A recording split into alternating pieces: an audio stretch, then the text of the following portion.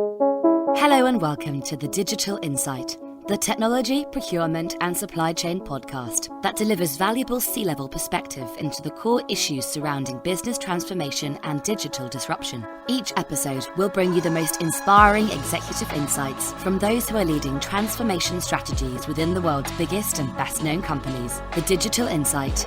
Disrupt, transform, evolve. Welcome to The Digital Insight, the official podcast series for CPO Strategy and Interface magazines. Today, I'm joined by Dan Jelfs, Senior Vice President of Global Sales at Mobica. Dan believes that we are on the cusp of a revolution as a result of increasing connectivity between everyone and everything. This, in turn, has made technology more pervasive and a key driver of strategic change to businesses and business models. Dan, welcome to The Digital Insight. Thanks, Dale. It's a pleasure to be here. No, absolutely. So as a way of kicking things off then, and so we can get a bit of an idea as to your career journey and background, talk me through your career journey, looking at it from a sort of technology and innovation perspective and how that's led to where you are today. Well, I've worked in the global technology industry for about 25 years now. So I landed in it sort of by accident more than design, straight out of university. Not an engineer by trade, went through business school at university. And my first role was at AT&T, which evolved to List Technologies. So I worked a lot in mobile communications and wireless networking in the 1990s. Found it very fascinating. Enjoyed the way that technology changed people's lives, usually in a positive way, and also the globalness of the industry and the opportunity to work with so many bright minds and different perspectives from around the world. I think fairly early on in my career, I realized I had a passion for innovation and that the large corporate culture that I was in wasn't going to satisfy that. So I made quite a radical decision around the early noughties to leave a large corporate and move to a venture capital funded startup. It was really looking at the evolving mobile data services market. And what sort of content services could generate viable business models. And I really spun through a number of other sort of startup type businesses during the noughties. And then joined a software services business in 2009. So I've really been doing software consultants and software services now for about 10 years. And the reason I made that change is because the mobile devices world, which I've been very focused on up until then, was to open source with the launch of operating systems like Google's Android most prominently. And that created a structural change within the mobile communications market that would drive demand for software services within that. And I thought that'd be a very interesting journey to go on. So that's how I landed in software services. And then I've also got a huge passion for British technology companies. I think there's sort of not enough British technology success stories within the global technology market. So joined Mobica about 18 months ago as a vehicle to try and do my bit to change that. No, absolutely. And how do you feel that experience influences and informs, and kind of puts you in the perfect position to do exactly what you just said, to sort of get that story out there? I think for me, a lot of my early career has been around sort of connected software through the mobile devices industry. And what we're moving to now is a world of everything being connected, and then sort of data science and artificial intelligence applications off the back of those things being connected. So the advantage I have is really that core early experience around connected software, and then I'm able to sort of help C-levels in companies in other industries that aren't familiar with connectedness and digital, and bring all that experience to bear to help them on their transformation journeys. No, and you said there in something I'm always curious to explore a little bit. You're talking about like how over the course of your career, you've seen firsthand this, I use the word explosion, but this complete explosion of technology and how it's changed from 25 years ago. Even in the last 5 or 10 years, it's changed again sort of radically. And you said there about, talking to and communicating with C-levels who are perhaps unfamiliar. Now, it's safe to say you were you're passionate about technology, obviously. How do you go about communicating that to them? So obviously you're dealing with people who perhaps don't have that level of insight that you have when it comes to technology. And how's that conversation changed to, if you were to talk to yourself, 10, 15 years ago? I think the 10, 15 years ago, I feel the technology industry was far more discrete and defined. And in fact, some industries and many companies could really didn't need to put any more than their toe into it.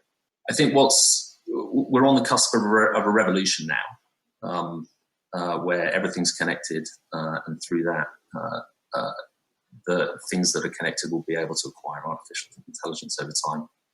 And I just don't think there's any industry or there's any company within an industry that can sort of avoid embracing that now. And I think that's the fundamental difference for me, that there was the technology industry was more discreetly defined, and now it's totally pervasive, and it's a driver of strategic change to businesses and business models and industries, and you just can't avoid it wherever you're working. And how is the customer change? So obviously you're dealing with these businesses, but how is the sort of modern day customer change that's kind of influencing and almost, I don't want to say shocking, but making these companies now think, well, we need to do something to be able to cater to these new, more connected customers? I think there are more customers that are, as a legacy, not so technically proficient, and need support to really understand the potential for strategic change that technology change is bringing, and how to implement that within their business. So talk to me then a little bit more broadly then about where Mobica fits into this conversation then. What is the sort of, if you were to give me the mission statement of what the company does and how it works with its customers?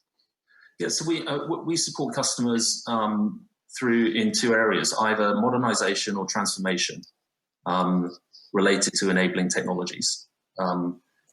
Modernization is probably not quite as strategic in context of the transformation piece. A good example would be like cloudification. It's been quite a trend in recent years. We're really just moving apps to the cloud, but essentially the apps are doing the same thing. So we help companies deal with the technical challenges that this new technology brings. The transformation part of the work we do is where there's a combination of new technology that facilitates a sort of fundamental redesign of the business model, and potentially of the structure of the company too.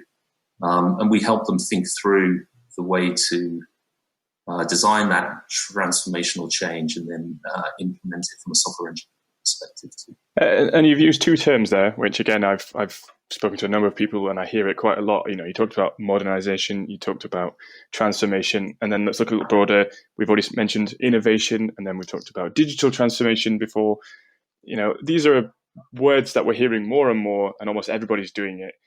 But how do you go about defining that? How do you go about understanding, well, what does this mean for a business? Because from what I've understood and from what people have told me, obviously there's no one definition, and it means something different to almost every company.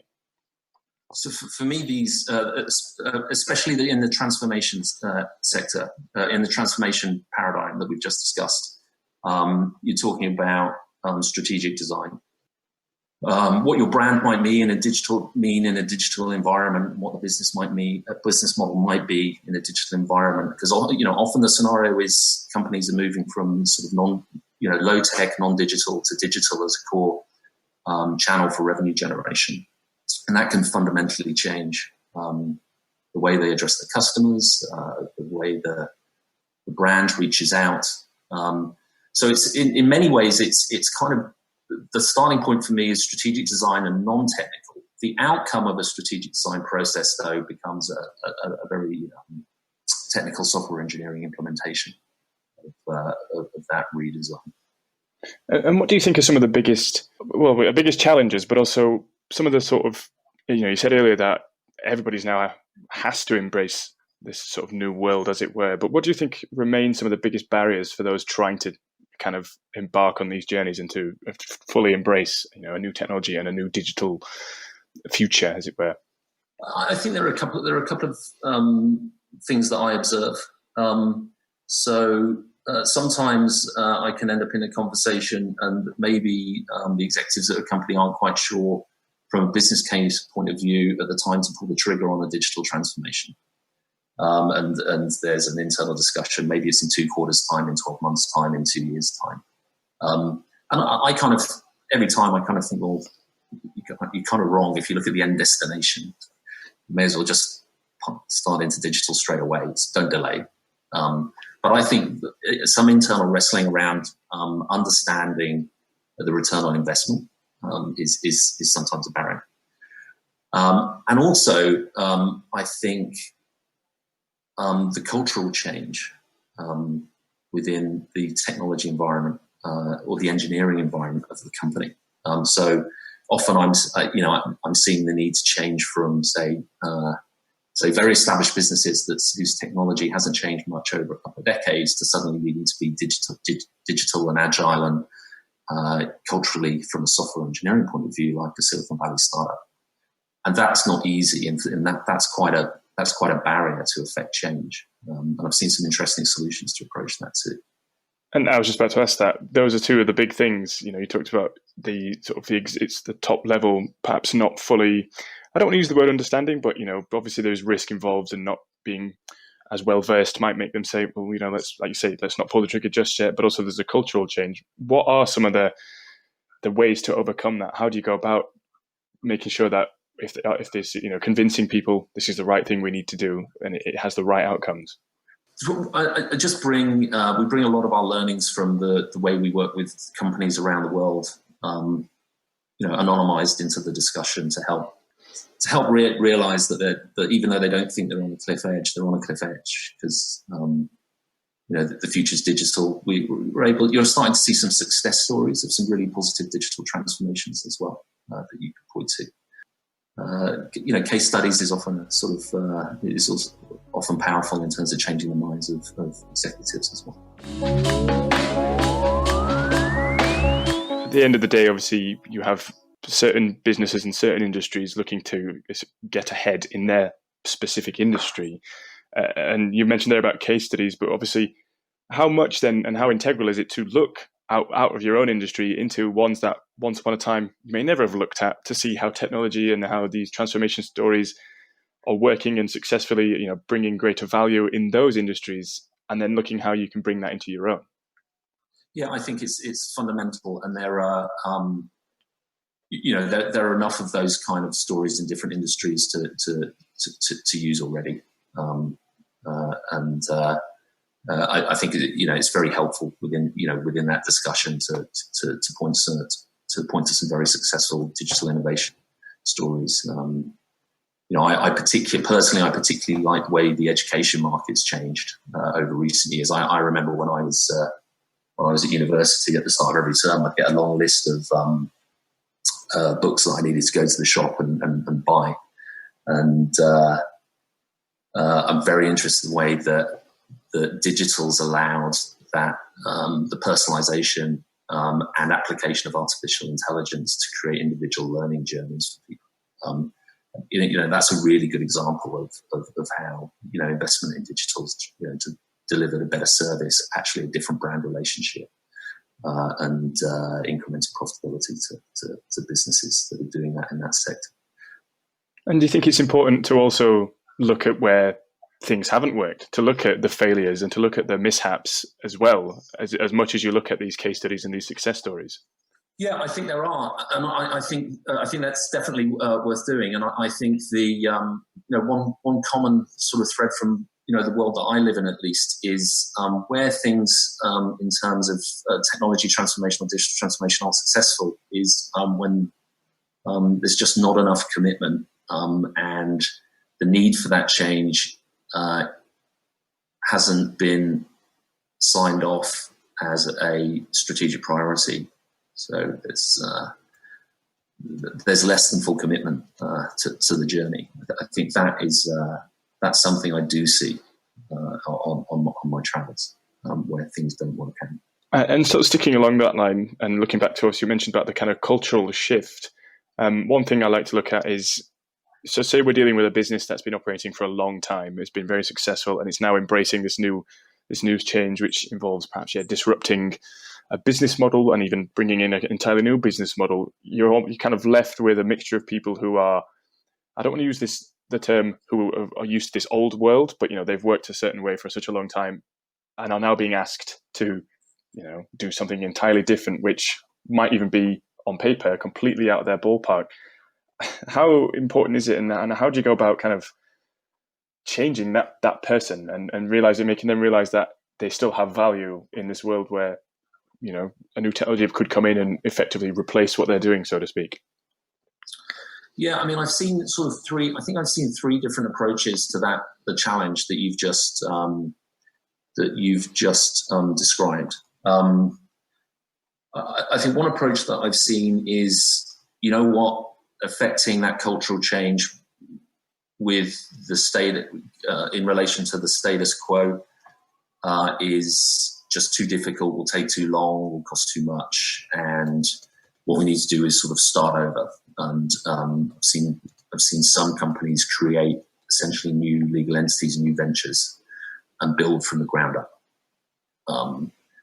I've seen other companies create digital innovation and disruption units within sort of alongside their existing organizational structure and start to seed that digital DNA into the company, but from within what exists today.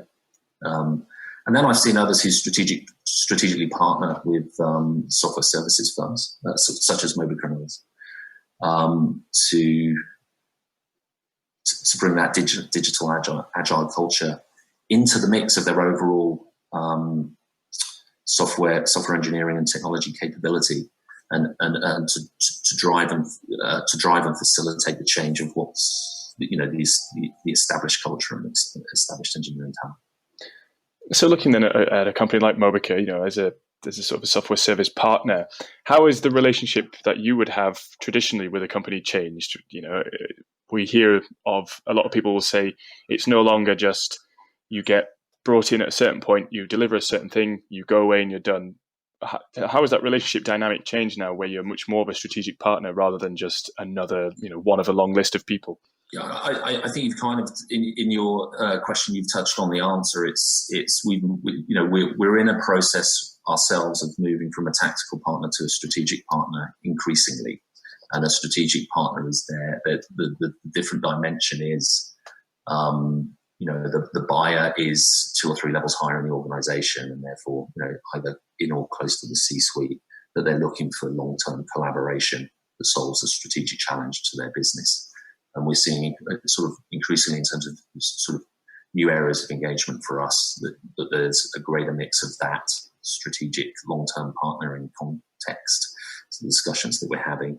And if we look back in our business 4 or 5 years, there's a lot more sort of tactical engagement, of the likes of get this project done over a 6, 9, 12-month, 2-year period, and then that's my only need.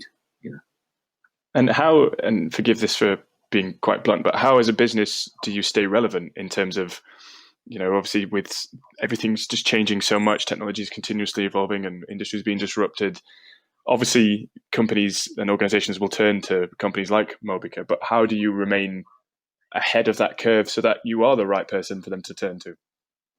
So within our engineering team, that we create the space in terms of time to invest in sort of internal innovation projects that are really aligned around strategic technology bets that we make as regards what's going to be important in the future, and that keeps us sort of, if we do that correctly, that keeps us ahead of the curve and then relevant in the external market. And looking at companies then as they look to embrace and invest in technology and implement new tools, as it were, is there a bit of a struggle to sort of ensure that they are investing because it's right and not just because competitors are doing it, so that they make the right decisions based on what they need and what their customers need, rather than 2 of our competitors are using this technology, we need to use it too?